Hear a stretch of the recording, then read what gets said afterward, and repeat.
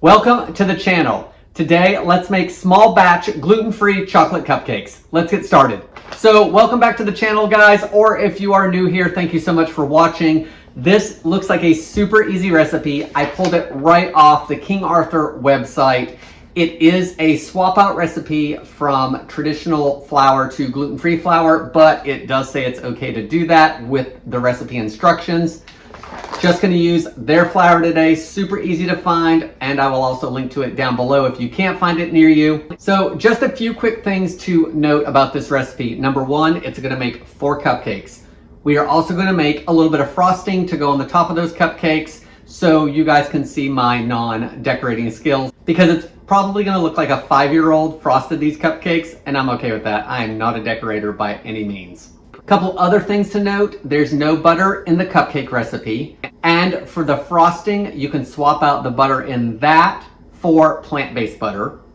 The other thing to note, there's no egg in the recipe, so this is egg free as well for any of you that can't have eggs. This is going to make a good amount of cupcakes for Tara and myself, because I'm not usually a cupcake person, and Tara can have 2 or 3 of them as the days go on and finish them up before they have time to dry out. Let's get started on this recipe. So let's start by prepping our pan. You want a standard cupcake or muffin pan, whatever you have at home. I have this 12 count one, 6 count works perfect.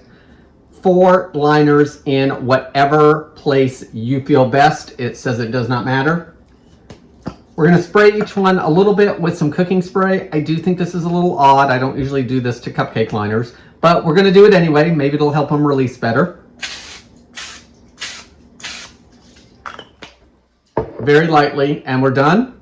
Let's put this to the side, and I am gonna turn on my oven to 350 degrees Fahrenheit. You want the rack in the center, and we'll move on with mixing everything up. So for the recipe, it doesn't make very much. I'm just gonna use my 4-cup measuring glass and mix everything in there. That way there I can just hopefully pour it easily into the cupcake liners and be good to go. It does say to sift everything, so we are gonna do that. So to the sieve, I'm gonna add 1/3 cup granulated sugar. We are cooking by volume today. 1/2 cup of gluten-free measure for measure flour.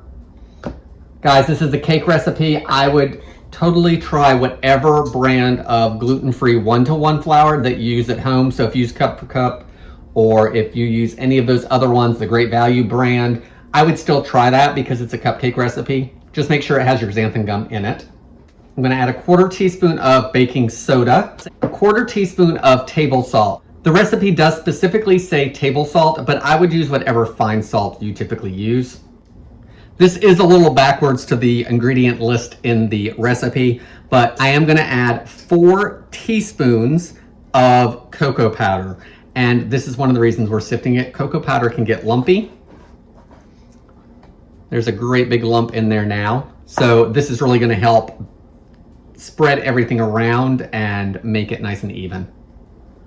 Finally, there is a final ingredient that is optional. If you have espresso powder at home, it does suggest 1/8 teaspoon of espresso powder. I'm not gonna use any today, even though I have it. The only thing that will really do is it's gonna enhance the chocolate flavor overall. But since she doesn't like coffee, I'm just gonna leave it out. It shouldn't taste like coffee at the end, but it will enhance that chocolate flavor. So let's get this into the bowl. See all those cocoa lumps and that sugar lump? That's why we're doing this. Now let's also give it a quick whisk just to blend everything further. And we can put that to the side for a minute. Now I've got a small bowl for our wet ingredients. I'm gonna add 1/3 cup of water, 5 teaspoons of vegetable oil. Guys, if you like avocado oil or something like that, as long as it's flavorless, I would go ahead and use whatever you have on hand. A teaspoon of vanilla extract. Finally, we need some acidity in here, and that's gonna help the cupcakes rise because there's baking soda in the dry, so we're gonna add an acid to our wet to, fluff up everything as it cooks. So I'm gonna use a little bit of this lemon juice here. I'm sure fresh might be a little bit better. We have this on hand and we don't use it a whole lot, so I'm going to use it so it gets used up. You could also use white vinegar or apple cider vinegar. Either of those would work fine.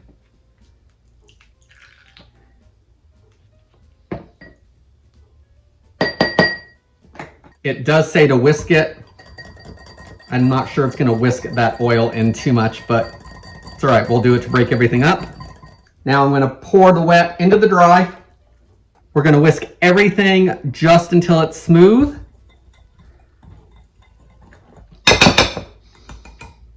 All right, let's get the batter into the pan, and I do have a scale underneath. I am going to weigh it. You certainly don't have to do this. I'm just going to do it to hopefully get myself a little bit more accurate instead of having to eyeball it. You guys know the drill with cupcakes, about 3/4 full, I think. It says 58 grams, so once I do that, we'll get a better feel. So let's do that.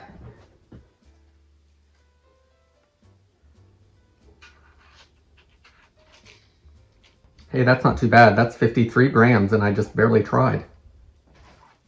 All right, guys, so we're ready to go. They're ready to be baked. You want to bake them for 20 to 22 minutes at 350 degrees until they spring back lightly when touched, or a toothpick inserted comes out clean, of course.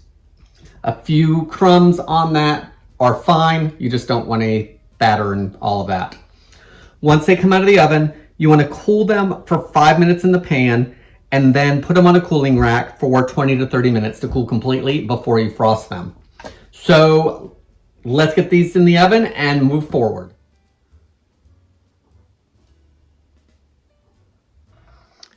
All right, so I did let it go the full 22 minutes. I'm not going to check them again, guys. I think that 5-minute rest that they have before I let them cool completely will allow it to finish any baking time. So I think we're probably good. So let's get that frosting made. So I'm going to start with our wet ingredients. I've got 2 teaspoons of milk and half a teaspoon of vanilla extract.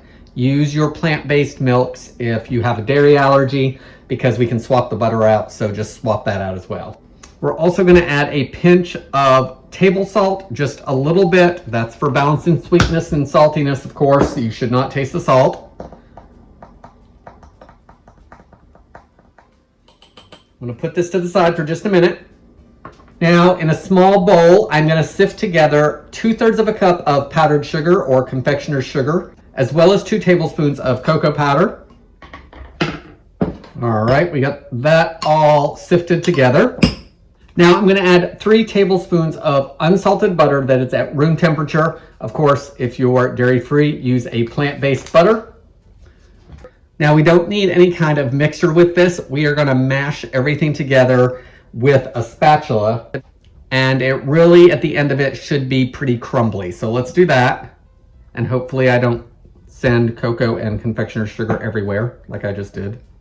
Maybe I should have an apron on. Okay, apron's on, and I switched to the smaller one. Maybe that'll give me a little more control. So I just switched again to the back of a tablespoon, and I feel like that's doing a better job because it's mixing it all together better, and I'm not getting quite as much splashing or powder, sprayed everywhere. So I'm going to try this, and then I'll switch back to the spatula because I'm going to need it anyway, I think. All right, I think that's good. We're going to see how that does. It says slightly crumbly in the recipe. So I think we're there, and it's going to smooth out because we have to add our liquids. So I'm going to add my liquid, and then I'm going to stir it with the spatula until everything is smooth.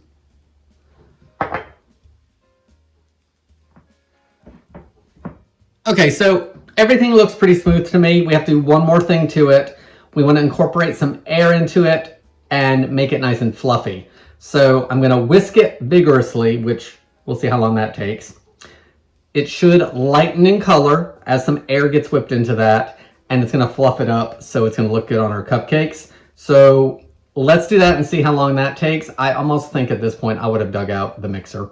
So I think that would have made it a little bit quicker for me and less effort, but let's see what happens. So it has lightened up in color nicely. I did that for about 45 seconds to a minute, and the difficult part was getting it out of the whisk. And I just tapped it on the bottom of the bowl, and that knocked most of it out. And then once most of it was out, I could actually tap it some more on the side of the bowl to help get it out of there. So let's get this all back into one little spot here so I can distribute it amongst the cupcakes. So we're gonna do about 2 tablespoons of frosting per cupcake. Let's get everything spread out. Again, I'm not super fancy and do not decorate well, so we're just gonna cover them as best we can and attempt to make them look kind of pretty, which probably is not gonna happen. All right, guys, that is about as fancy as I'm going to get. So let me get a couple photos and we're gonna give one of these a try. All right, iced, photos taken, ready to taste. So let's give it a taste, see how it is. Then we'll go over any recipe thoughts and things that I've figured out along the way. Again, I am not a good cake decorator or cookie decorator for that matter. So we will probably never see high level decorating on this channel.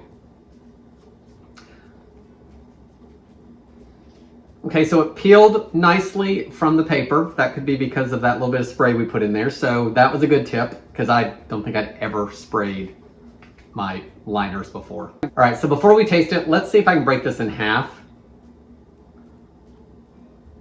It's not gonna cooperate. Okay, so there's the inside of the cake. So I do really like how it baked up. It looks like regular cake. Everything is baked through. You know, that's always an issue with me on this channel when gluten-free stuff doesn't bake through. So I guess let's try it without icing.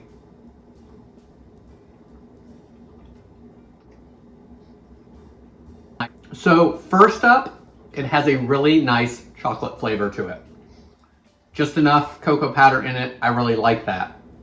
The second thing I want to say, and my wife does not like this word, but they are nice and moist.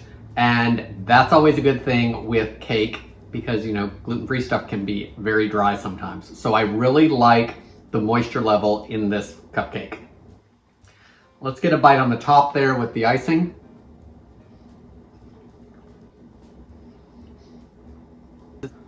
Okay, so the taste and texture of the icing, I actually like it. It almost has the consistency of the canister of icing and kind of the taste. So if you like canister icing, I mean, this is very similar, I think. But I do like the taste and the texture. It's got enough chocolate taste in it. I also will say that for the first time making it, I didn't love the method with putting everything in the bowl and having to do all the sifting and all that and then mixing it.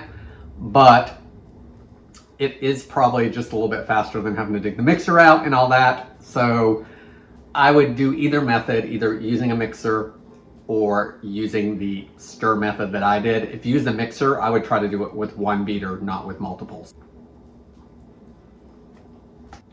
I think this is a good cupcake recipe. I like that it only makes 4. I'm not a big cake person lots of times, unless they're fancier cakes. Chocolate and vanilla cake, cupcakes and cakes don't really do much for me. But Tara really likes stuff like this. So I really like that it's made 4 of them because they're gonna be gone before they have a chance to dry out. Didn't use a whole lot of ingredients, didn't need an egg, could make it dairy-free. Lots of good things going on for this recipe.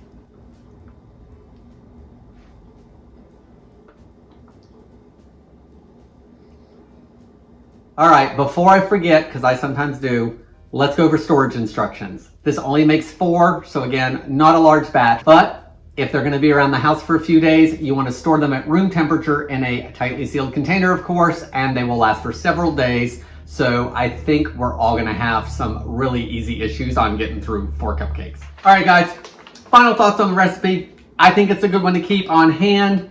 I like that it makes just a few cupcakes. It was easy to follow the directions. This is literally a swap out from regular flour to the gluten-free Measure for Measure by King Arthur. Any of those gluten-free flour blends that you use with the xanthan gum as a 1-to-1 replacement, I would totally try it with this. That's probably one of the biggest questions I see from you guys, especially on breads, is can you swap out flour for flour? Lots of times with breads, it doesn't always work, and even some bake recipes, but I think this recipe is fine for a swap out. Guys, that's all I have for today. What do you think of the recipe? Leave it in the comments below. I love to see the interaction that you guys have down in the comments and questions and all that stuff. I do try to answer most of them as I have time. I am working my darndest to get you guys more content on the channel. So thank you for all that patience. And as always, I hope to see you in the next video.